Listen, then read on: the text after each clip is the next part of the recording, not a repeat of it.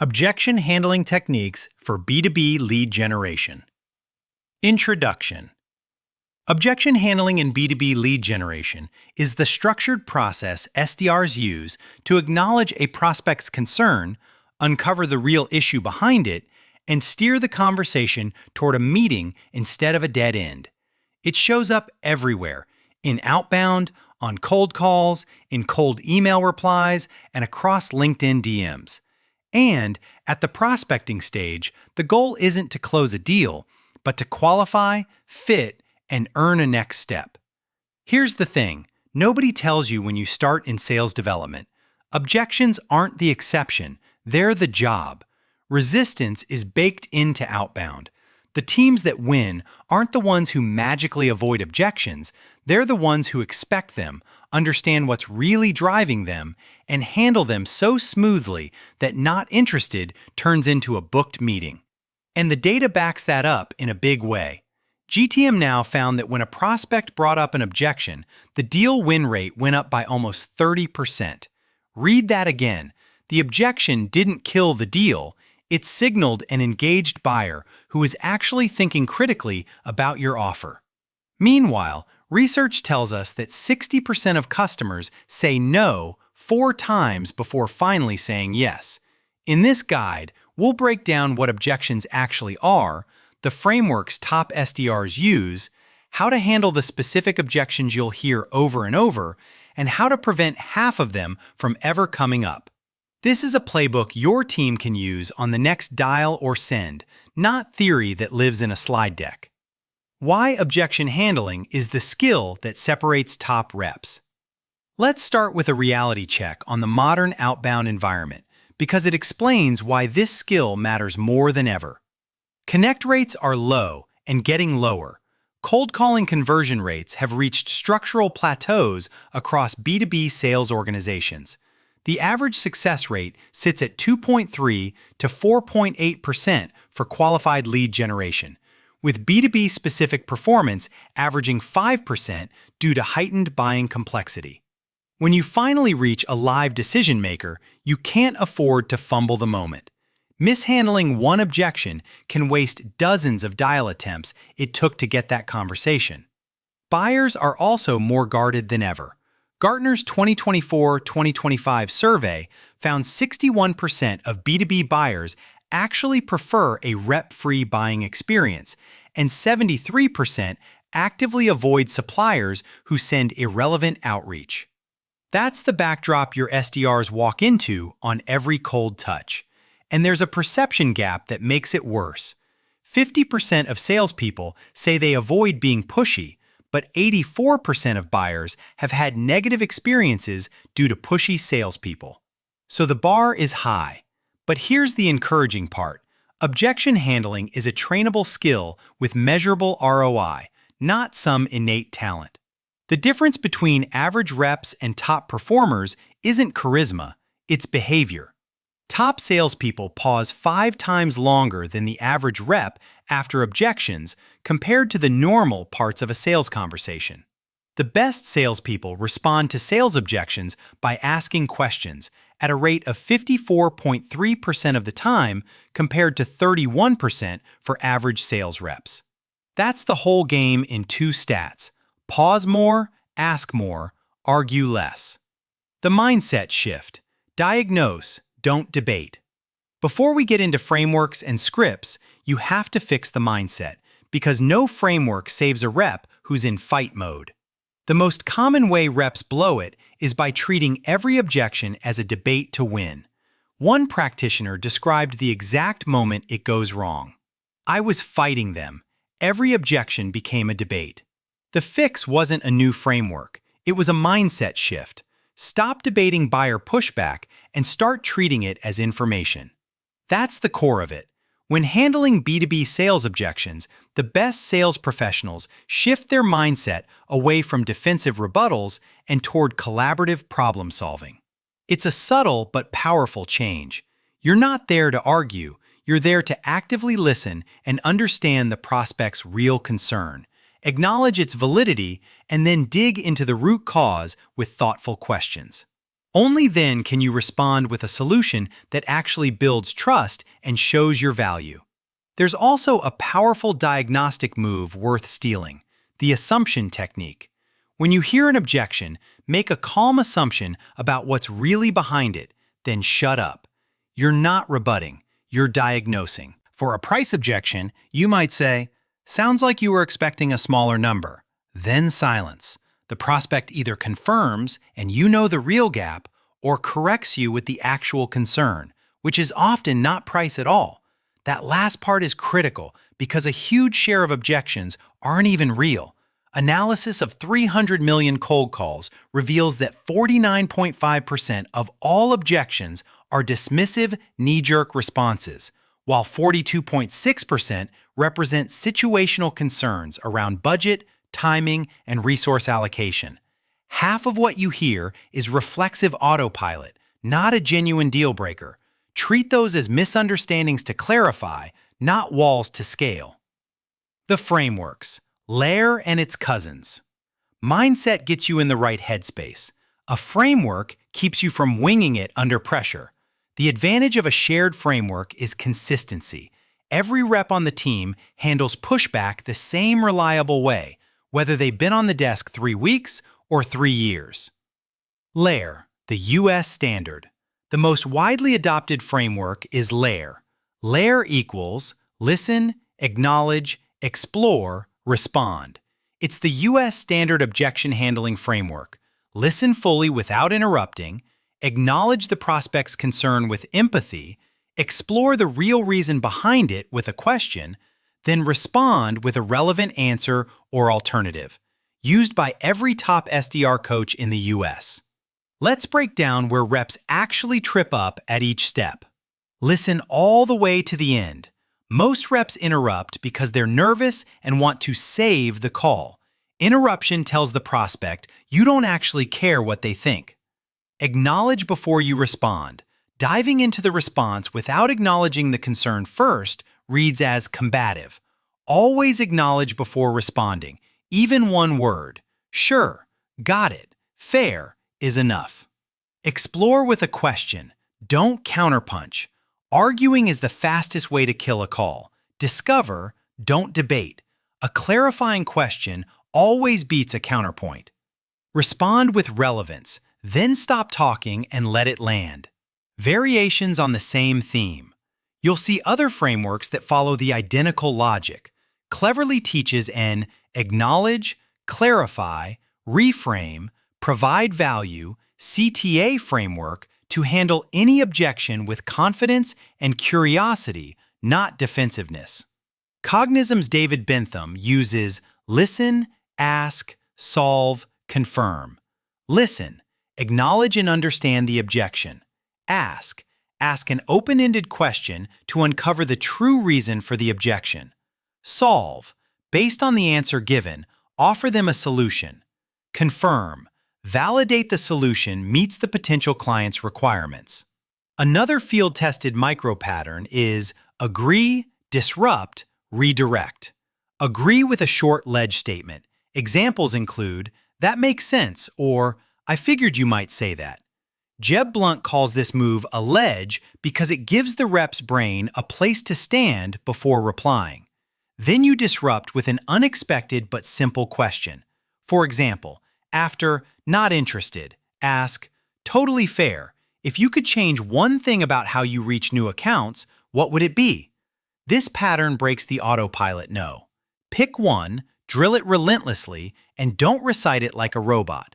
Memorized scripts sound robotic in the first 3 seconds. Memorize the structure, layer, and the key idea. Improvise the words so it sounds like you. Handling the objections you'll actually hear. Most of your day comes down to a handful of recurring objections. 12 objections cover 90% of cases. Build muscle memory on these. Here's how to approach the most common ones. "I'm not interested, we're all set." This is usually a reflex no, the prospect is on autopilot before you've said anything of value. Don't accept it at face value and don't argue. Turn it into a question that uncovers what's really going on. "We're not looking right now."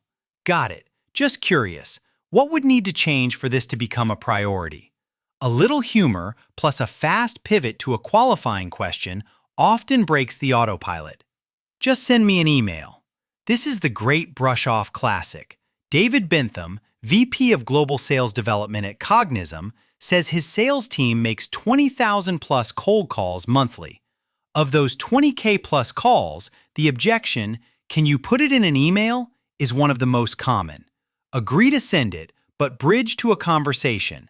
"I can do this, but since there is a lot of information to cover in the email, and instead of sending over something generic, can I suggest it would be easier to talk this through?" "Totally understand I caught you out of the blue today, but let's find time later in the week." We don't have budget. Budget objections are rarely about money alone. They're about perceived value. Shift the conversation from cost to outcomes. A clean move. "We don't have a budget." Fair enough. Can I ask, if budget wasn't an issue, is this something you'd want to improve? If they say yes, you've uncovered real interest and can work the timing. If they say no, you've qualified out fast and saved everyone time. We already work with someone. This is the toughest because it's usually true. We already work with someone because it's almost always true and there's no easy counter. The right move isn't to argue, but to reframe. Ask what's working, ask what could be better, and position yourself as a future option, not a current replacement. Never trash the incumbent. Saying your current vendor is bad only makes them defend that choice harder. Who is this? Are you a salesperson? This is a fight response. The prospect's guard is up. Fight is a pushback. The prospect says, "I don't know you and I don't trust you yet." The move is to repeat your opener with more context, who you are, who you help, and a quick ask for 30 seconds. Stay calm, stay human, and don't get rattled. "Please remove me from your list." This one isn't an objection at all, it's a compliance request. This isn't an objection to handle, it's a compliance request to honor. Within 10 business days, the prospect must be added to your internal DNC list, mandatory under federal TCPA. No exceptions, no, but wait, no callbacks in 6 months. Done. Respect it immediately. It protects both your brand and your legal standing. The power of silence and persistence. Two underrated tactics deserve their own section because they move the needle more than any clever rebuttal. Shut up after you respond. Strategic silence is the most underused tool in outbound. After you respond to an objection, shut up. Let the silence sit for 2 to 3 seconds. Most reps panic and keep talking, which makes them sound desperate. Top SDRs know that silence creates pressure, and 9 times out of 10, the prospect will fill it by moving the conversation forward. Remember, this is exactly what separates top performers. They pause far longer after objections than average reps do. Follow up like you mean it. Persistence is where most reps quietly lose. According to statistics, a mere 44% of sales reps follow up after receiving a single no from a prospect. It gets worse. 48% of reps never make a second follow-up call, according to Invesp. It's worth being persistent because 80% of deals need between 5 and 12 contact attempts before the close, reports Quiller. In other words, the meetings live in the follow-ups most reps never send. But there's a ceiling. Don't confuse persistence with pestering. Cap at 2 to 3 objections per call. Past that, you're being pushy and lowering your show rate. And honor the 3-no rule. When you feel like you're hitting a brick wall with a prospect, ask for the sales meeting. Ask for a next step. Ask for the meeting again. Now, when you hear no twice and ask for something different just to be told no again, that is the time to let it go. This is often referred to as the 3-no rule. Always respect the prospect's third no. Handling objections in email and multi-channel outreach. In modern outbound, the first real conversation often happens in a reply thread, not on a call. So email objection handling is now a core skill, not a nice-to-have. The channel rewards the same instincts, with one twist: brevity. Keep responses short and anchored to the prospect's stated pain. Aim for replies under 125 words, using one clear CTA, and always anchoring your reply to the prospect's stated priority or pain.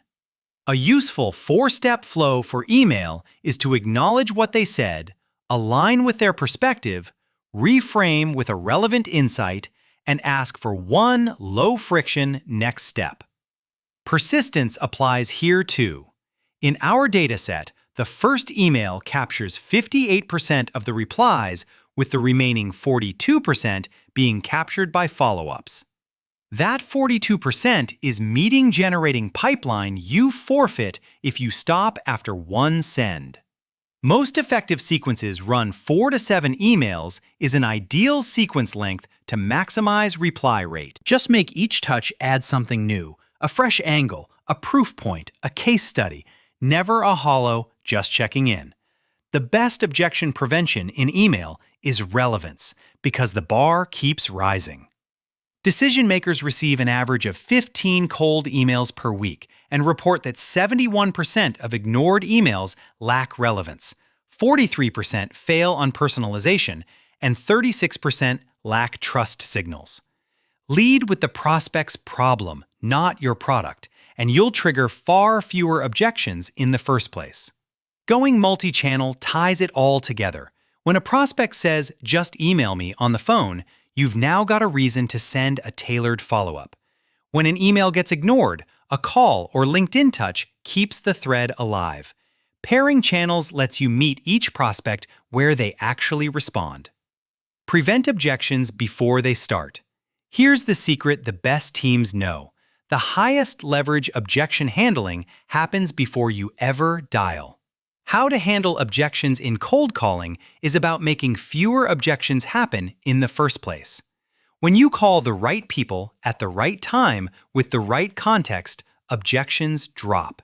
And when objections drop, your meeting rates skyrocket.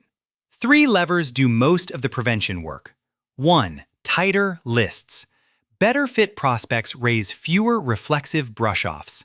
Data tools such as ZoomInfo and LinkedIn Sales Navigator keep lists tightly aligned with each client's ideal customer profile. Better fit lists mean fewer low-relevance brush-offs and more situational conversations that can grow into meetings. 2. Trigger-based personalization. Reference a recent funding round, a new hire, a product launch, anything that proves you did your homework. 3. Permission-based openers. Diffuse defensiveness before it kicks in. Set expectations up front.